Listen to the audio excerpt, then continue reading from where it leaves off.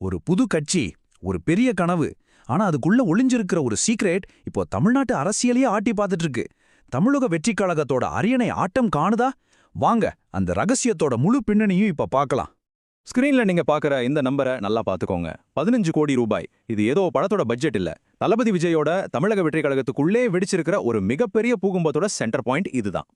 ஆமா, இந்த கேள்விதான் இப்போ தமிழக வெற்றிக் கழகத்தோட அஸ்திவாரத்தையே ஒரு உழுக்கு உழுக்குது. மாற்றம் வேணும், நேர்மையான அரசியல் வேணும்னு சொல்லி ஆரம்பிச்ச ஒரு கட்சியில ஒரு எம்எல்ஏ சீட்டுக்கு இவ்வளவு பெரிய விலை பேசப்படுதாங்கிற குற்றச்சாட்டு தான் இப்போ புயல கலப்புருக்கு. சரி, இந்த 15 கோடி கதைக்கு பின்னாடி இருக்கிறது யாரு? யார் இந்த டீல பண்றான்னு சொல்றாங்க? வாங்க கொஞ்சம் உள்ள போய் பாப்போம். இந்த மொத்த சர்ச்சைக்கும் மையமா நிக்கிறது ஒரே ஒருத்தர் தான். தவுகையோட பொதுச் செயலாளர் புஸ்ஸி ஆனந்த்.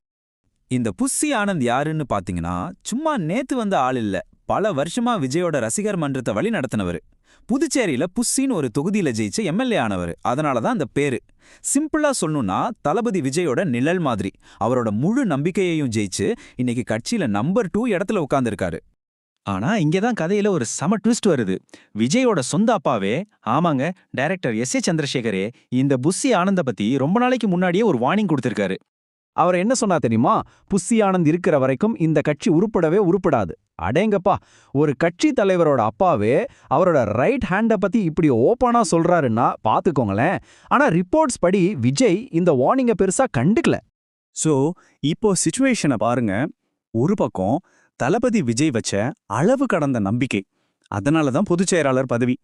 இன்னொரு பக்கம் அவனா உண்மையான விசுவாசி மாதிரி சும்மா நடிக்கிறான்னு சொந்த அப்பாவே கொடுத்த வார்னிங். இது ரெண்டுக்கும் நடுவுல தான் இப்போ இந்த 15 கோடி சர்ச்சையை விடிச்சிருக்கு. அப்போ புஸ்ஸி ஆனந்த் மேல அப்படி என்னதான் குற்றச்சாட்டு? சும்மா காத்து வாக்குலா பேசுறாங்களா, இல்ல உண்மையாவே உள்ளுக்குள்ள புகஞ்சிட்டு இருக்கா? வாங்க கட்சிக்குள்ள இருந்து லீக் ஆன அந்த ஷாக்கிங் டீடைல்ஸை பார்ப்போம்.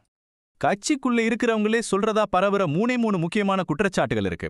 த price tag, the driver seat, the business deal. ஒவ்வொன்னா பார்க்கலாம். ஃபர்ஸ்ட் அண்ட் மோஸ்ட் ஷாக்கிங் குற்றச்சாட்டு. 2026 எலெக்ஷன்ல நிக்கணும்னு ஆசைப்படுறவங்க கிட்ட ஒரு சீட்டுக்கு 10 கோடியிலிருந்து 15 கோடி ரூபாய் வரைக்கும் புஸ்ஸி ஆனந்த் பேரம் பேசுறதா ஒரு பகீர் ரிப்போர்ட் வெளியாயிருக்கு. இதை கேட்ட பல மாவட்ட செயலாளர்களே ஷாக் ஆகி உறைஞ்சு போய் நிக்கிறாங்களாம். ரெண்டாவது, இன்னும் மோசம்.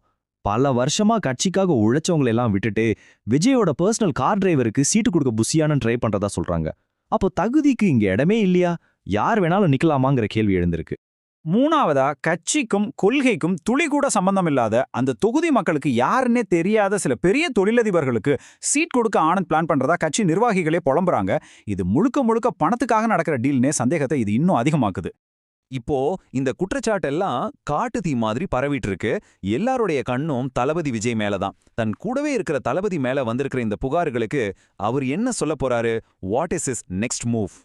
யோசிச்சு பாருங்க, ஒரு கட்சி ஆரம்பிச்சு கொஞ்ச நாள்லயே இப்படி ஒரு பண புகார் வந்தா எப்படி இருக்கும்?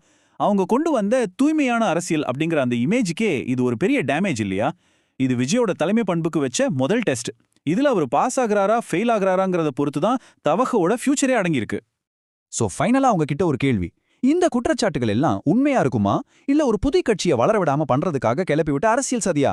இத பத்தி நீங்க என்ன நினைக்கிறீங்க? மறக்காம உங்க கருத்தை கமெண்ட்ல போடுங்க.